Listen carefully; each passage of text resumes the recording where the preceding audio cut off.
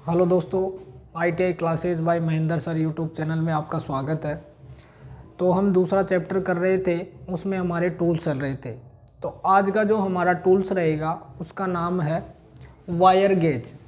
तो देखो, wire gauge है जिसकी आकृति इस तरीके की होती है। तो ये जो चित्र है वो किसका है? वायर गेज का। तो ये वायर गेज का चित्र है। तो इस तरीके से ये वायर गेज आपको दिखाई देगा। इस वायर गेज है, इसमें बीच में क्या है, इस तरीके से एक होल और होता है और चारों तरफ क्या कटे हुए थे? खांचे कटे हुए थे। तो ये वायर गेज है जिसका नाम है SWG। इसके अंदर जो ये नंबर लिखे रहते हैं, इनके पीछे क्या है, ये जो इसकी जो फुल फॉर्म है SWG की है वो है स्टैंडर्ड वायर गेज। इसकी फुल फॉर्म क्या है? स्टैंडर्ड वायर गेज इसकी क्या है? फुल फॉर्म होती है SWG की। और इसमें जब वायर को, ये मेनली काम क्या आता है, किसी तार का व्यास नापने के लिए, तार या केबल का व्यास नापने के लिए क्या किया जाता है? उपयोग किया जाता है। और इसमें है जो खांचों की संख्या होती है, 0 से कितनी होती है? 36 SWG इसमें खांचों की संख्या होती है। और इसमें आपको ध्यान में रखना होगा कि जिसमें जैसे 36 SWG और एक होता है 18 SWG।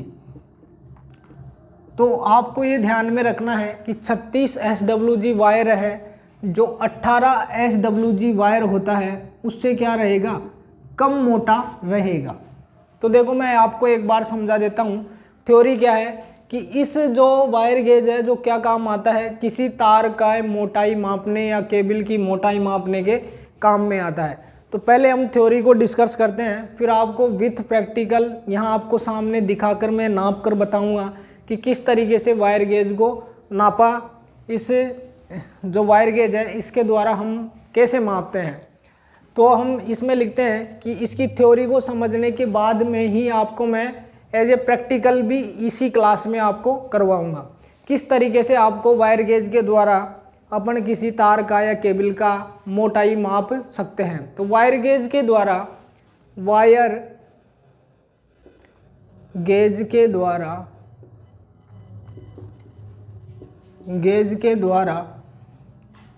तारों तथा केबल का व्यास याद किया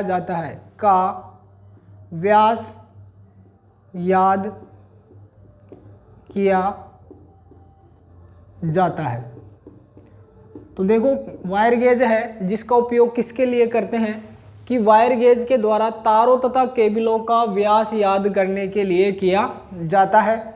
फिर है वायर गेज, जो इसकी कंस्ट्रक्शन है, तो इसके चारों तरफ क्या कटे होते हैं? खांचे कटे होते हैं। तो इसमें आपको लिखना है कि वायर गेज के चारों ओर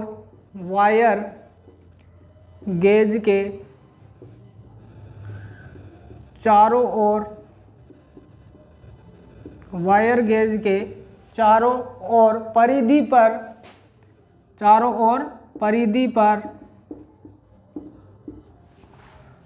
पर कटिंग होती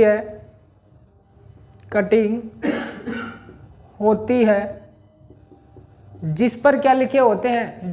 जिस पर नंबर लिखे होते हैं, जिस पर नंबर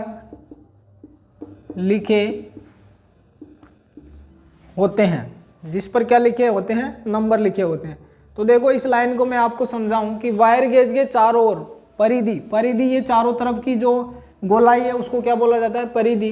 तो परिधि पर क्या होते हैं? कटिंग होते हैं। तो इस तरीके से आपको खांचे मिलेंगे जिस पर क्या लिखा रहते हैं? नंबर लिखे रहते हैं। जैसे मैंने यहाँ पर लिख रहा है 1 नंबर, 2 नंबर, 3 नंबर, 4 नंबर, इस तरीके से 36 नंबर तक यहाँ पर लिखे हुए होते हैं।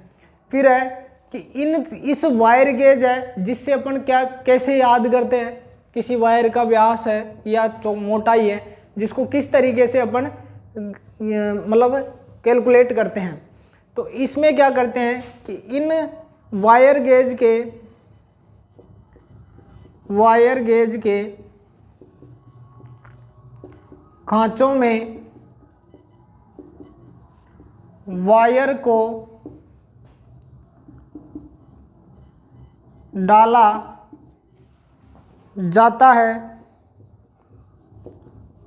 तथा जिस खांचे में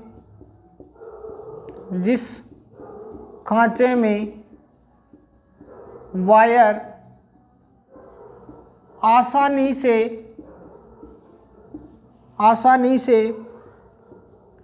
फिट हो जाता है, वह नंबर का खांचा ही उसका व्यास होता है। उस नंबर का ही क्या होता है, उसका व्यास होता है। तो इस वायर के, इस जो स्टैंडर्ड वायर गेज होता है उसके अंदर जो खांचे होते हैं उनमें बारी बारी से क्या करते हैं, इन खांचों के अंदर अपन क्या डालते हैं, वायर को डालते हैं। और जिस खांचे में वायर आसानी से फिट हो जाता है वही उस नंबर का क्या, उस वायर का क्या होता है, व्यास होता है। और इनके द्वारा, इस वायर गेज के द्वारा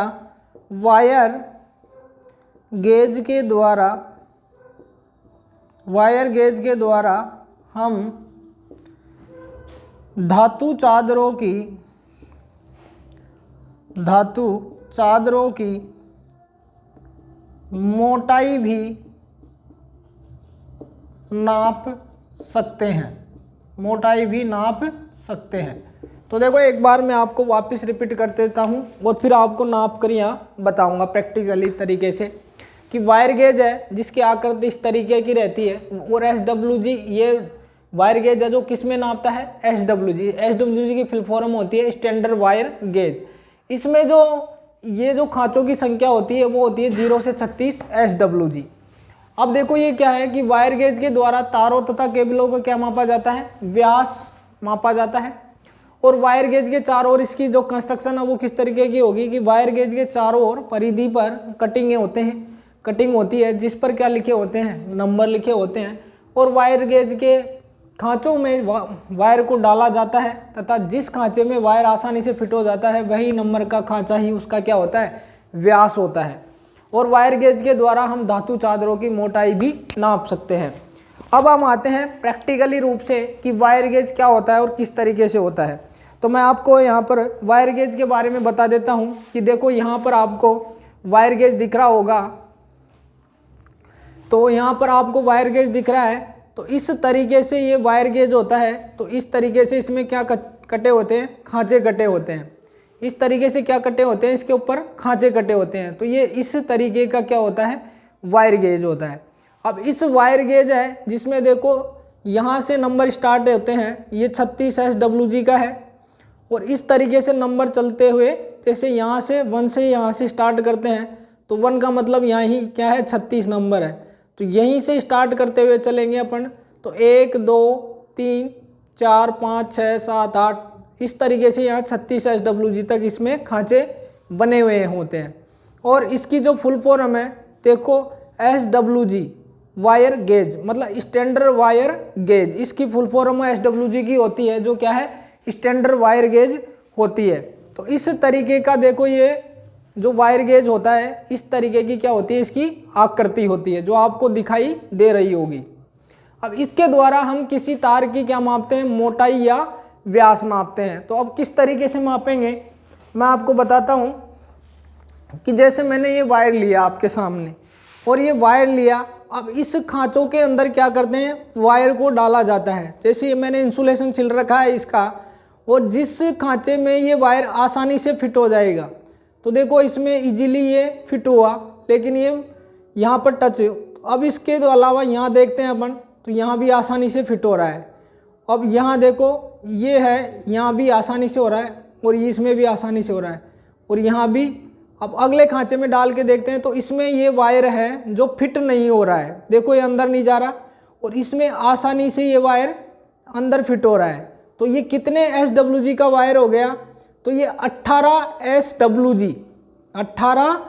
SWG का क्या हो गया, ये वायर हो गया। तो इस तरीके से हम किसी वायर की मोटाई को नाप सकते हैं। और आपको ध्यान में रखना है कि इसमें जो इस तरीके से यहाँ पर लिखा होता है कि 36 SWG तथा 18 SWG में कौन सा तार का व्यास मोटा होगा। तो आपको ये ध्यान में रखना है कि 18 SWG का व्यास है जो मोटा होगा तथा 36 SWG का व्यास है जो क्या होगा, पतला होगा।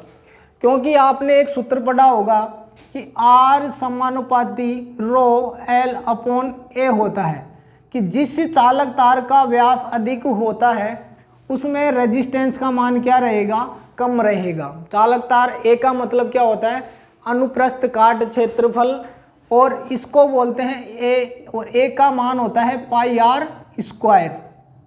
A का मान क्या होता है, पाई आर स्क्वायर।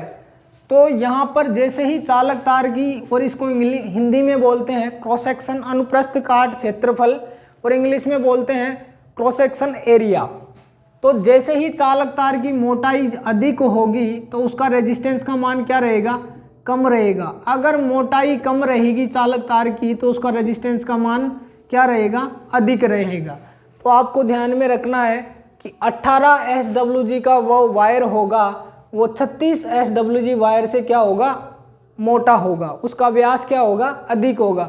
उसी तरीके से आपसे एक क्वेश्चन पूछा जाए कि 7 SWG तथा 15 SWG में कौन से वायर का व्यास,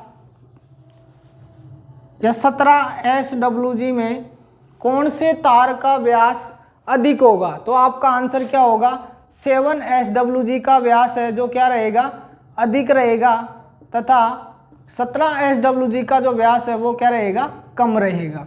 तो इस तरीके से आपको ध्यान में रखना है कि जैसे ही आप संख्या घटेगी तो वही तार क्या रहेगा, मोटा रहेगा और उसका व्यास अधिक रहेगा। तो आप यहाँ तक आप स्क्रीनशॉट ले सकते हो।